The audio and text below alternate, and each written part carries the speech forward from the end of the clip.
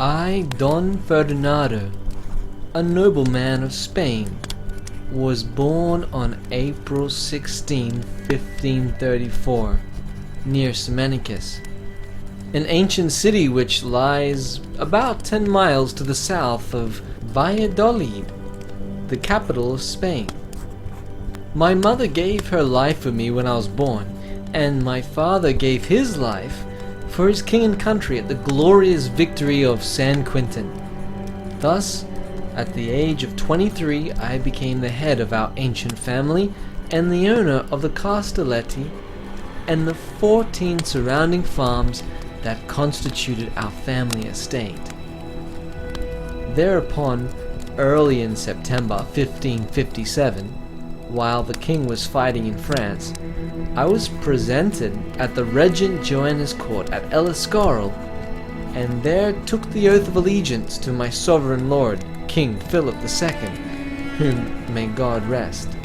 From that time until my 25th birthday, I devoted my attention to our estate, and the days passed pleasantly and profitably, until the evening of April 16th, 1559, my 25th birthday, when a sudden catastrophe overwhelmed me in anxiety, poverty, and privation.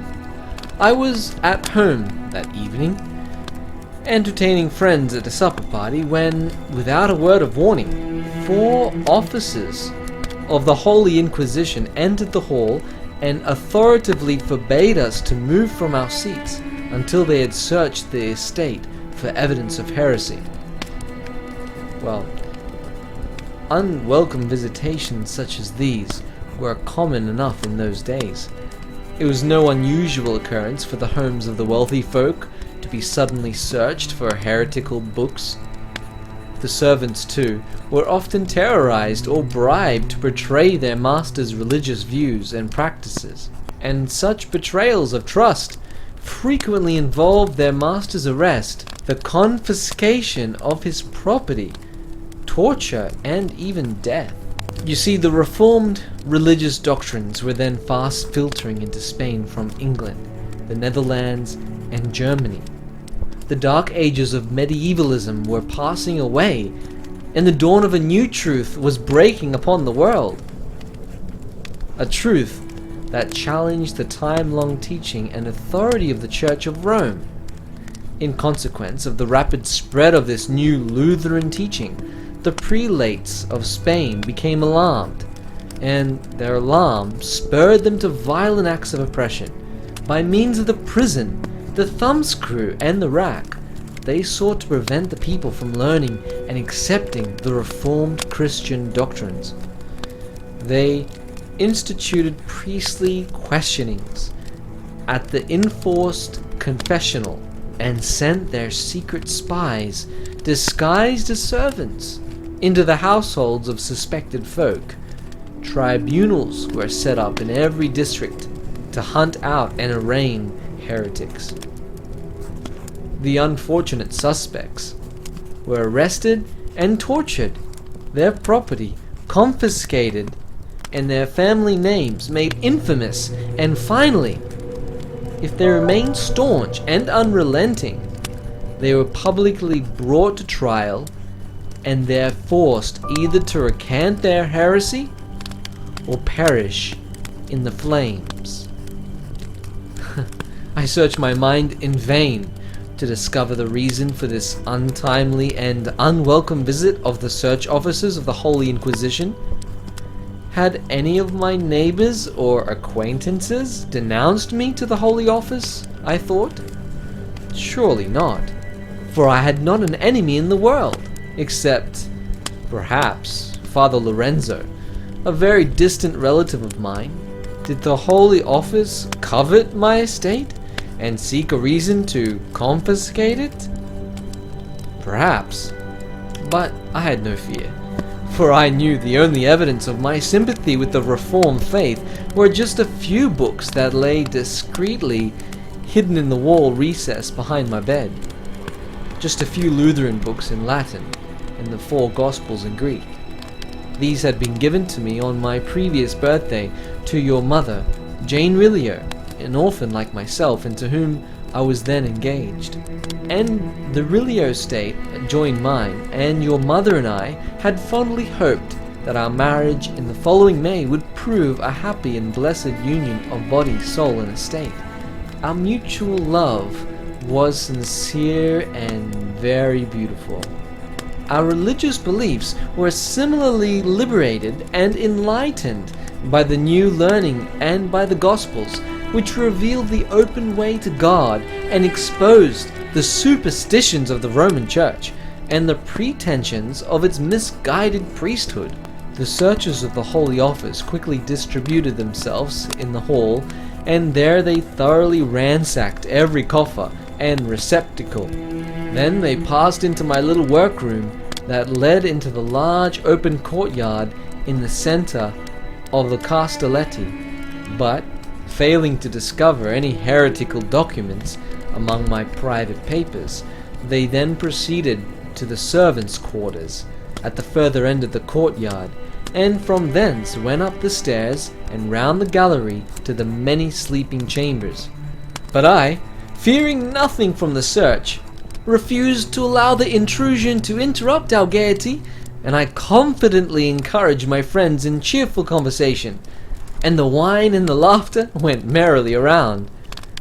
But oh, how foolishly I had underestimated the vigilance of the searching officers. In less than 20 minutes, the captain returned to the supper room, carrying the incriminating books. Our merriment immediately subsided. My companions, one by one, rose disgusted from the table. The taint of heresy was upon me. I was discovered to be a traitor to my church and country. One by one my former friends departed coldly and rudely, and I was left alone, despised and rejected, a prisoner in the hands of the dread Inquisition. And within half an hour of the arrival of the search party, I left my ancestral home, never again to enter its hospitable walls. At the captain's command, I at once left the banqueting hall and walked out from the Castelletti with the officer along the familiar chestnut avenue toward the stables. But as we drew near to the angle of the farmhouse road, I turned and took what proved to be my last farewell of the beloved home of my childhood. That stately Castelletti that had been our family possession ever since the proud day when Queen Isabella transferred it from Abner Eba, the vanquished Moor, and bestowed it on my great-great-grandfather as a rich reward for his generous and valiant service to the state. O my son, if ever it shall be within your power to recover such possession of our family estate, I pray you spare not labor or expense. Nevertheless, I urge you not to compromise with your conscience, no, not even for such a tempting earthly joy as the Castelletti near the city of Semenicus. Your Excellency, said the captain as he courteously stepped aside, so that I might precede him into the stables. Your Excellency will please instruct the stableman to ride upon one of my own horses. And dressed as I was in a gala costume, the irony of it, I was escorted as a prisoner along the roadway of Valladolid, and there incarcerated in the prison of the Inquisition. No question was asked me, no judicial examination was made. I was at once placed in a small cell upon the first floor, the grated window of which gave out upon the dismal courtyard below. But, saving the restraint and loneliness under which I chafed, my first 5 months of imprisonment were not severe, for permission was granted that my food and extra might be sent to me from my estate. On the 4th or 5th of September, however, I was awakened at midnight and arraigned before the dread tribunal in the vault of the prison. Numbed with the cold and frozen with the horror of the scene, I shuddered with weakness and fear as I peered into the cruel eyes of the unknown Inquisitors, who glared upon me through the holes in their hooded masks. 3 times they repeated their question before I understood its true significance. "From whom?" they demanded. "From whom did you receive the heretical books?" There was but one answer to that question. It was silence, and a terrible retribution was dealt out upon me for that silence. "My son, do you remember how, as a little boy, you often inquired of me concerning the ugly, swelled bones that disfigure my ankles and wrists, and which always pain me so in damp weather? Oh, that priestly men, professing gentleness and love and charity, could ever be so pitiless and brutal in their lust of wealth and power. That night, they tortured me upon the rack with ever-increasing severity until, at last, all sense of suffering was providentially withheld from me in a merciful unconsciousness. Twice again they tortured me, and twice again a saving insensibility was providentially interposed. The memory of those excruciating hours haunted me throughout the rest of my life. For 3 weeks I lay upon my bed in constant pain, unable to stand or raise my arms, and it was not until the end of September that I was able to dress myself. Early in the afternoon of Saturday, October the 7th, I was visited by the jailer, who treated me with gross indignity.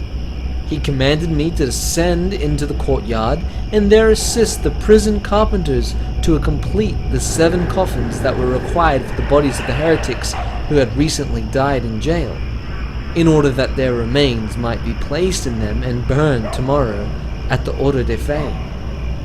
These coffins were painted with flames and devils in red and yellow, and it was my odious task, I, a nobleman of Spain, it was my odious task to paint those hellish symbols on those coffins.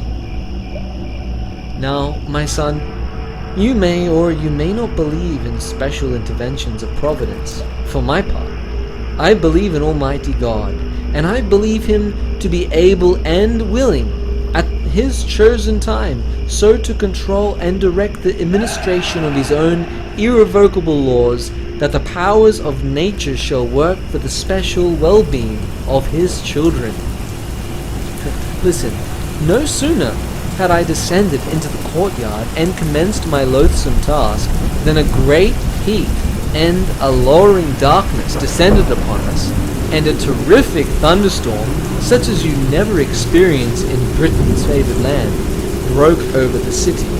The lightning flashed and crackled like brittle steel, and the earth swayed and shook under the savage roll of the thunder. The carpenters, mad with fright, fled into the cellars. The keeper of the gate rushed into his lodge and stood there, blinded and gibbering as if he was struck with sudden madness. In that moment of blackness and horror, I crept to the gate, unbolted it, and passed unobserved through the little wicket into the narrow street outside. Swiftly I sped on in the darkness toward the river, and there, spurred by fear and heedless of the danger, I leapt across the stream from stone to stone, just in time before the oncoming flood began to sweep down in a wild, roaring torrent from the surrounding hills.